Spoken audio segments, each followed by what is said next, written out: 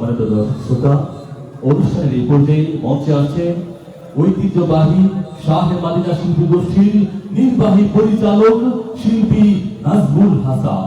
মঞ্চে আসছেন শিল্পী নাজমুল হাসান।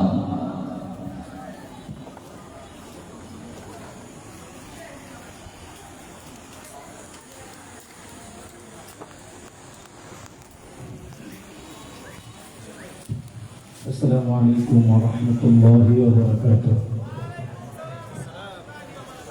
এতগুলো মানুষ এখানে দু একজন সালামের জবাব দিয়েছেন, অথচ সালামের জবাব দেওয়া কিন্তু ওয়াজিব।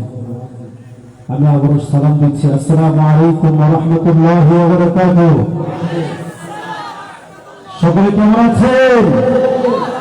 গরমে একটু অতিষ্ঠ লাগতেছে নাকি? যারা দাঁড়িয়ে আছেন ডানি বাম এবং পিছনে কষ্ট না করে সকলে একটু মেহরবানি করে বসে যান। চেয়ার আছে আমাদের সম্মানিত যারা অতিথি আছেন, সামনের এই ভিআইপি চেয়ারের মধ্যে বসবেন। ছোট ছোট বাচ্চারাও কিন্তু বসবে না। আমাদের মেহমান আছে যারা সম্মানিত মুরব্বী অতিথি, অত্র এলাকার স্থানীয় ইমাম ওলামা کرام, তারা বসবে ইনশাআল্লাহ। তবে উপস্থিতি সেই আসরের পর থেকে এ পর্যন্ত বিভিন্ন ইসলামী সঙ্গীত, হামদ, নাত, কেরাত, গজল সবই তো শুনেছেন। এই পর্যায়ে একটু ব্যতিক্রম ধরনের সঙ্গীত শুনলে কেমন হয়? একটু নরম না গরম? গরমের মধ্যে গরম, তাহলে আমাকে একটু সাপোর্ট দিতে হবে। সাপোর্ট দিতে রাজি আছি তো মুসলমান? হ্যাঁ, লিল্লাহি তাকবীর। এই আওয়াজ চলতে না, আরো ওই যে পিছনের ঘোড়া আপনাদের আওয়াজ শুনতে চাই। লিল্লাহি তাকবীর। আপনারা ঘোষণা শুনেছেন, এদেশের জনপ্রিয় ইসলামী সাংস্কৃতিক সংগঠন কলরবের শিল্পীরা এসেছেন। প্রাণের মাদিনার শিল্পীরাও রাস্তার মধ্যেই চলে এসেছেন। আলহামদুলিল্লাহ, জাতীয় সাংস্কৃতিক সংগঠন শাহে মাদিনা শিল্পী গোষ্ঠীর পক্ষ থেকে আমি আপনাদের সম্মুখে এ পর্যায়ে ইসলামী সঙ্গীত পরিবেশন করছি।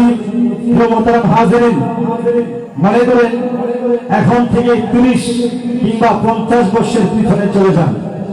যারা বাবা চাচা বয়সী যারা আছেন তারা বলতে পারবেন এদেশের মাটিতে আগে যাত্রা হইতো কিনা? যাত্রা, হ্যাঁ মুসলমান, আওয়াজ বলেন, যাত্রা হইতো কিনা? ওই যাত্রা পালায় আমাদের চাচারা, বাবারা, দাদারা তারা যাত্রা পালা দেখার জন্য এরকম দেখা গেছে বাড়ির থেকে বিশাল একটা আয়োজন করে একেবারে খানা দানা গাট্টি গুট্টু লইয়া একেবারে অনেক দূরে মনে করেন কুমিল্লা বা মাথাইয়া বা একদম কচুয়া তাহলে বিশ্ববিদ্যালয়ের মাঠে একটা যাত্রার আয়োজন করতেছে। ওইখানে যাওয়ার জন্য প্রস্তুতি নিত কিনা? কিন্তু তারা সরল সোজা মুসলমান, তারা নামাজ রোজা ঠিকই করত, তারা ঘরের মধ্যে সারা বছর লিপ্ত হইত না। ওই 6 মাসে বা কিংবা 1 বছরে ওই যাত্রা বানাল তারা যাইয়া গুনাহের মধ্যে লিপ্ত থাকত। কিন্তু বিজ্ঞানী এমন একটা পদ্ধতি আবিষ্কার করেছে, চালু করেছে, যেই পদ্ধতিকে ভালো কাজে ব্যবহার করলে ভালো, নচেত ম্যাক্সিমামই খারাপের কাজে ব্যবহার হয়। সেটার মাধ্যম হচ্ছে টিভি, সিডি, মোবাইল ফোন থেকে না মুসলমান। এরপর যে আমার পরিবেশনা যদি আপনাদের সারা পাই অবশ্যই সঙ্গতি গাবো, হয়তো বলবেন তো ইনশাল্লাহ। টিভি সিডি দেখাই নষ্ট করলো 12 মাস, মোবাইল আসিয়া করলো আর সর্বনাশ। টিভি সিডি দেখাই নষ্ট করলো 12 মাস, টিভি সিডি দেখাই নষ্ট করলো 12 মাস, মোবাইল আসিয়া করলো আর সর্বনাশ, মোবাইল আসিয়া করলো আর সর্বনাশ। শুধু এটুকু আমার সাথে গাইতে পারবেন না? মোবাইল আসিয়া করলো আরো বড় সর্বনাশ। একটু আসতে বলতে পারবেন তো মুসলমান? পারবেন তো? হ্যাঁ মুসলমান, আজকে যদি এই মাঠে ইসলামী সাংস্কৃতিক অনুষ্ঠান না হয়ে যদি অপসংস্কৃতি ঢোল, তবলা, হারমোনিয়াম, গিটার একটা বাজারে যদি 50 ভগবান তো আসতে পারত না। এখন এই জেন্টস হয়তো আমাদের কুমিল্লার আসিফ সহ যদি আসতো না, এই মঞ্চের মাঠকে জায়গা দেওয়া যেত। তাহলে ইসলামী সঙ্গীতের যেহেতু এখানে হচ্ছে আপনারা খুশি না বেজা, তাহলে যেন আওয়াজ দিয়ে একটু চিৎকার ছেড়ে গলা ছেড়ে দিয়ে একটু একসাথে আমার সাথে বলতে হবে, ঠিক না?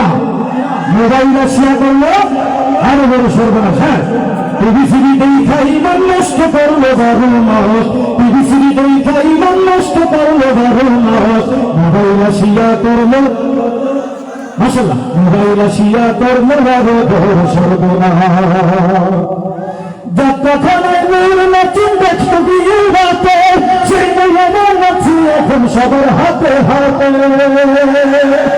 যাত্রাখানায় মেয়ের নাচিন দেখতো বিয়ে রাতে সেই মেয়ের নাচি এখন সবার হাতে হাতে এসব দেখে যাই যে মনে হয়ে যায় আমি হতাশ এসব দেখে যাই যে মনে হয়ে যায় আমি হতাশ মোবাইল আসিয়া করলো আরো বড় সর্বনাশ মোবাইল আসিয়া করলো আরো বড় সর্বনাশ মোবাইল আসিয়া করলো আরো বড় সর্বনাশ লাভের চেয়ে ক্ষতি তার সাত গুণ বেশি ছোট্ট ছেলে বলে ফোনে তোমায় ভালোবাসি